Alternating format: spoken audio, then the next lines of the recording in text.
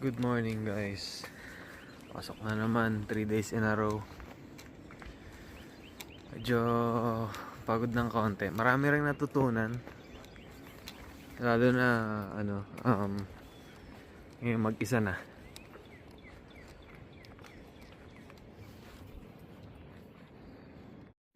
Guys, pakita ko pala sa inyo yung setup ng dialysis namin. So wala namang mahalagang information diyan. Kaya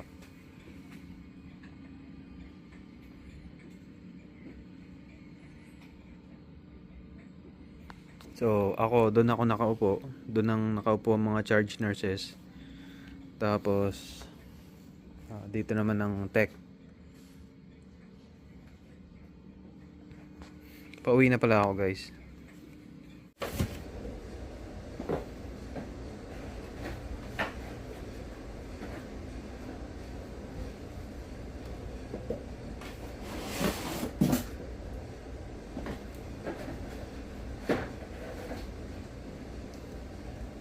Guys, nagre-restock lang ako ng mga namin, yung mga acid jugs.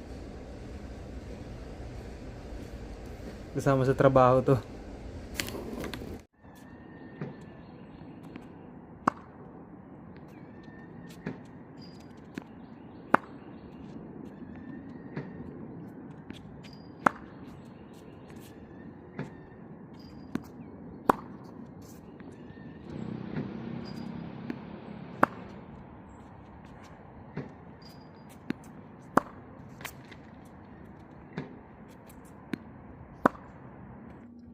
What's up guys? Luto lang ako ng salmon and baked potatoes.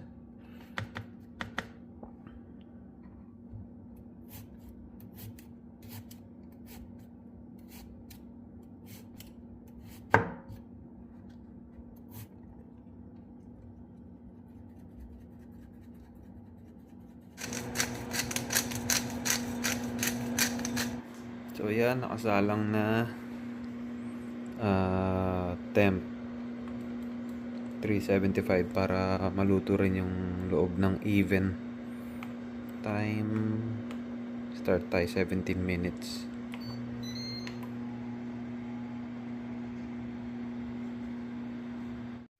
So guys, ito nga pala yung habang inaantay ko yung salmon, no? Ito nga pala yung yung potato. Slightly loaded lang siya. So may siya, may sour cream, salt, pepper, tsaka pepper jack. Dali lang gawin guys. So guys, nag-drive kami dito sa DC, dito sa Basilica.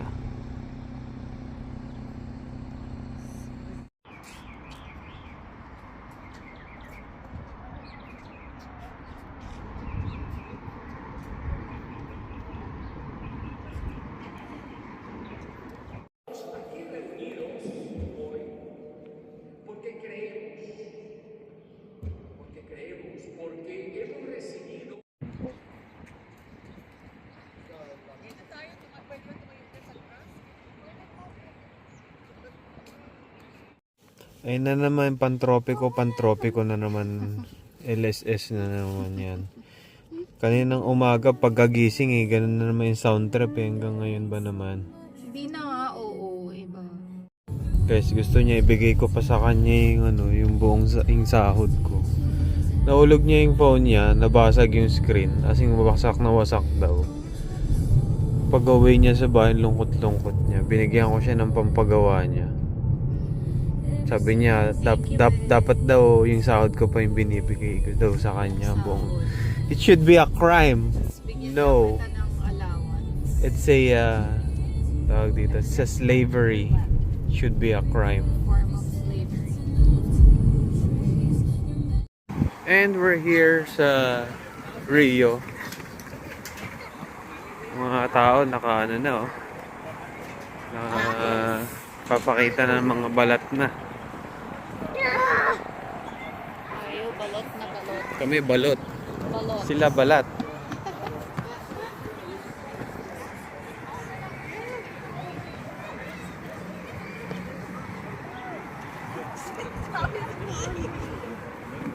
I don't like to go there. I just figured out here. They say like you could ask like other sections. Oh, ito na daw yung magiging ano, susunod na ano, itsura ng ano, ng hospital.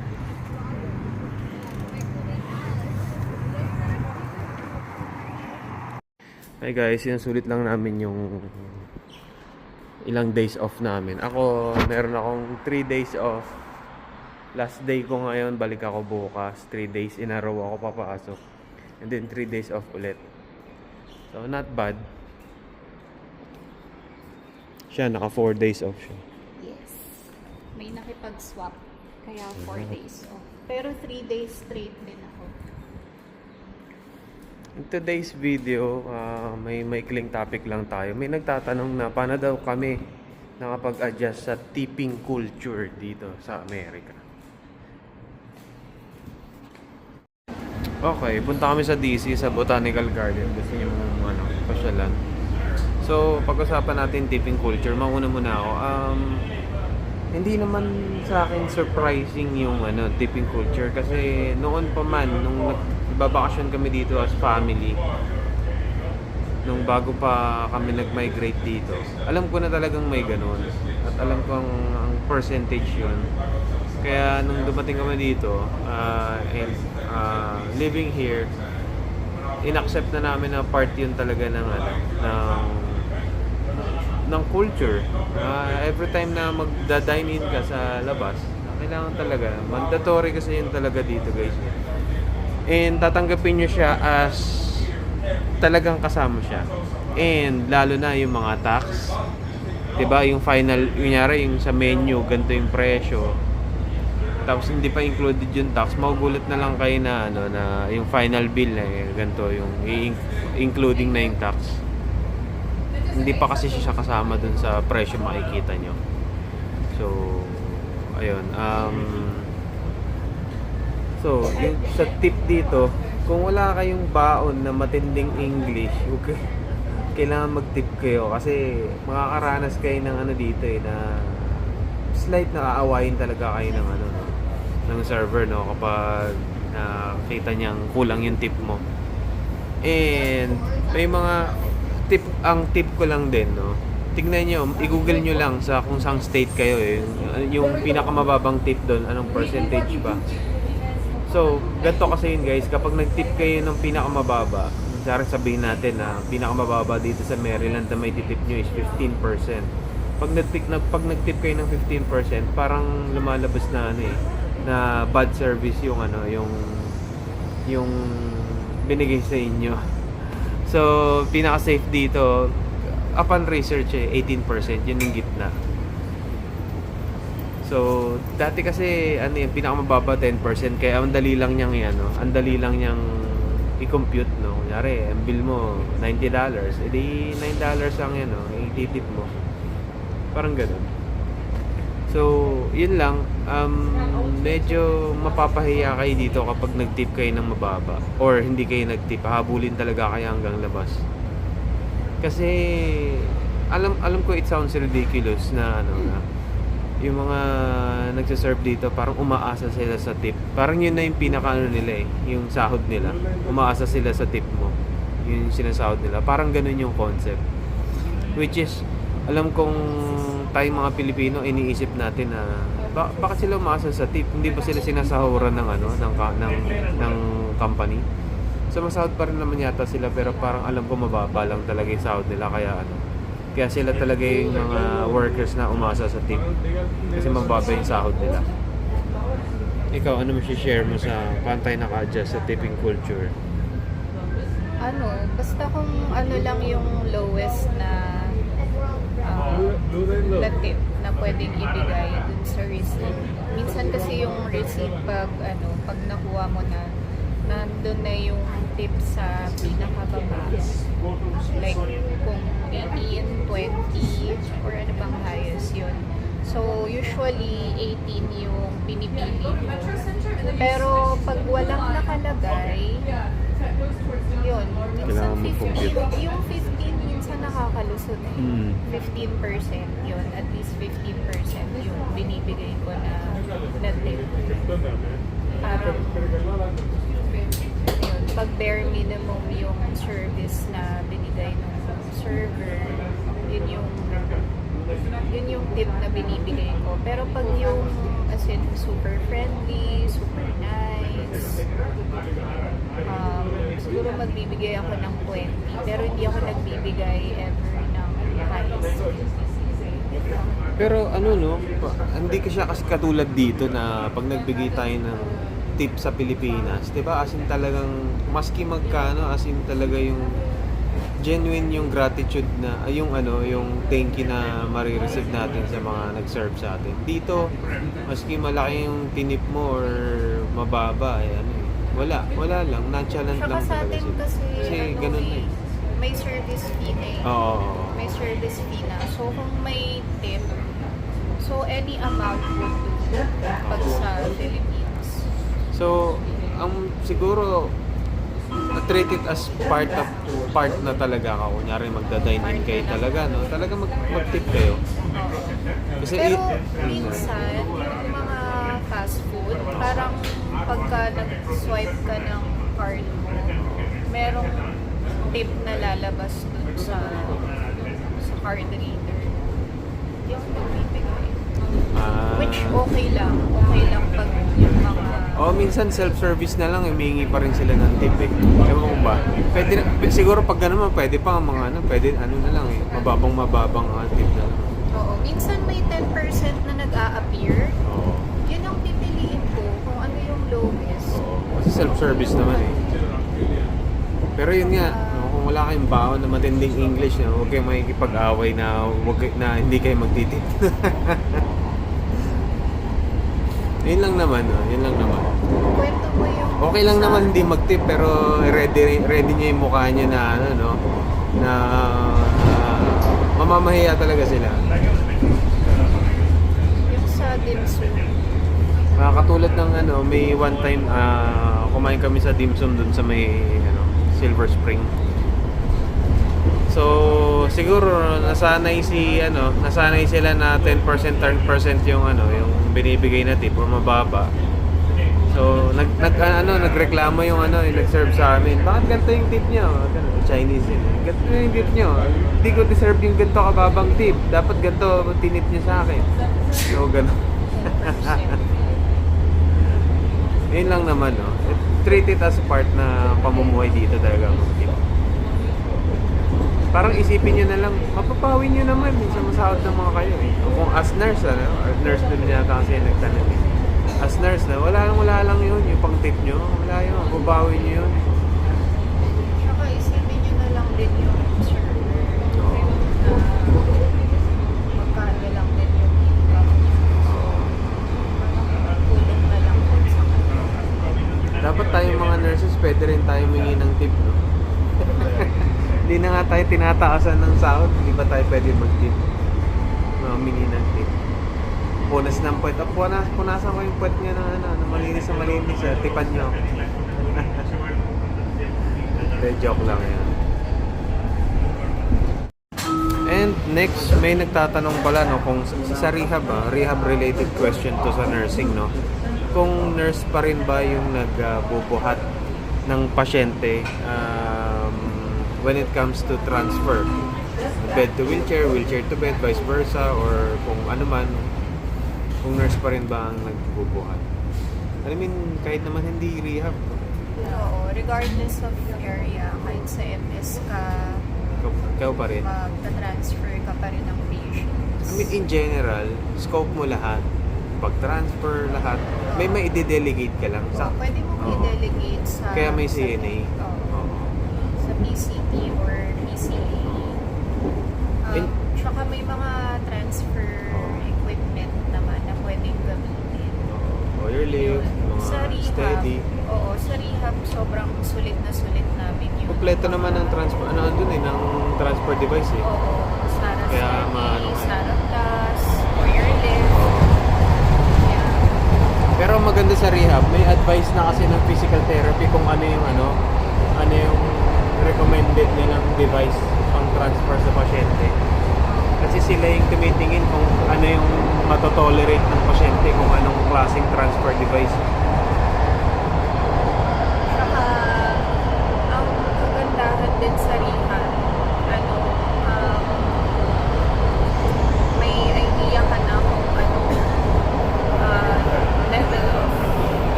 maganda rin sa rehab, may gait belt.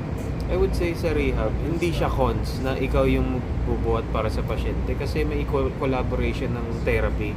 Kaya malalaman mo na sa board susulat ng therapy kung ano yung approved na device or transfer device kung ano Tsaka para sa yung pasyente. proper way, tsaka kung ano yung non-weight bearing or partial weight bearing lang. So, mas safe and yun.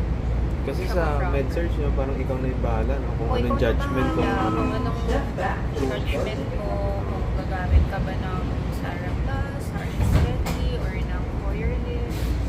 Parang ikaw na bahala. Tsaka yung proper body mechanics Oo. talagang mapapractice mo din. Yun. Hindi siya con, I would say. Kasi, yun nga, regardless of your area, gagawin mo rin talaga. Kahit sa dialysis. Kahit sa amin, oo, nurse pa rin naman yun. May na-delegate lang kami na sila yung nagta-transfer ng pasyente from wheelchair to sa recliner. Yun. Yan ang reality naman trabaho ng nurse dito. Kasi safety pa rin naman kasi yun pag-transfer. T-shirt weather, guys. So sabi expected na daw na magwa-warm na. Wala nang snow. Salamat. And medyo matagal din tayong walang upload, no. Minsan wala na rin ma-topic eh. And medyo nabibisi rin manood ng may bago kaming series na pinapanood sa HBO Max. Feeling ko alam niyo 'yun. The Pit. Parang gusto ko gumawa ng reaction video kasi as in parang bumabalik yung alaala na nasa ER ako. Yun guys, may dahon na Spring.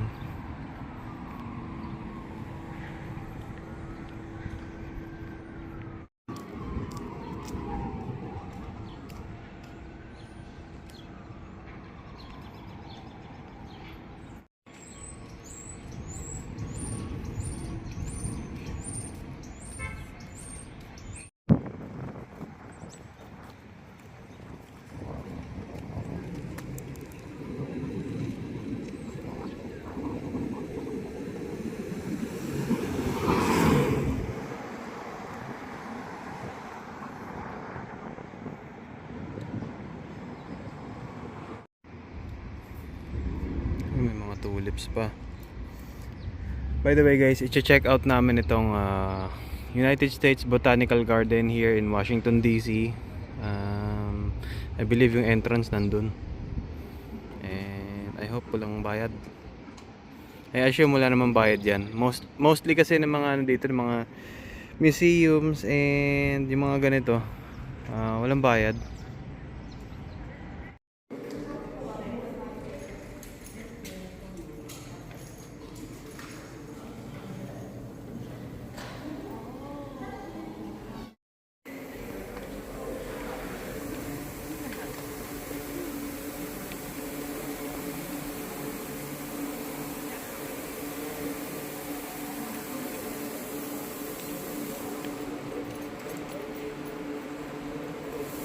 May mga tropics doon.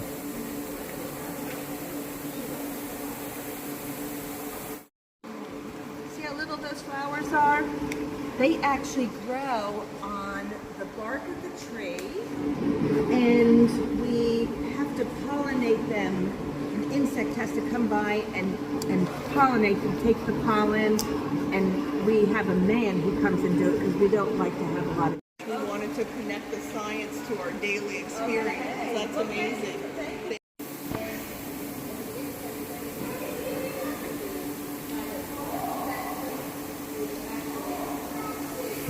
Natrap na si Nika sa kachismisan niya dyan sa ano itong bamboo na to guys.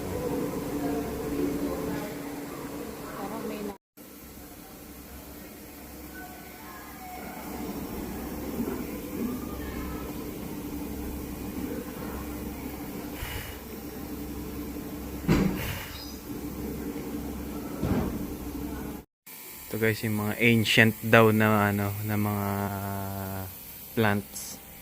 Mga nabuhay pa nung 145 to 201 million years ago. Yung fern, alam naman natin napakatagal na plant na yan. Dami yan sa Pinas.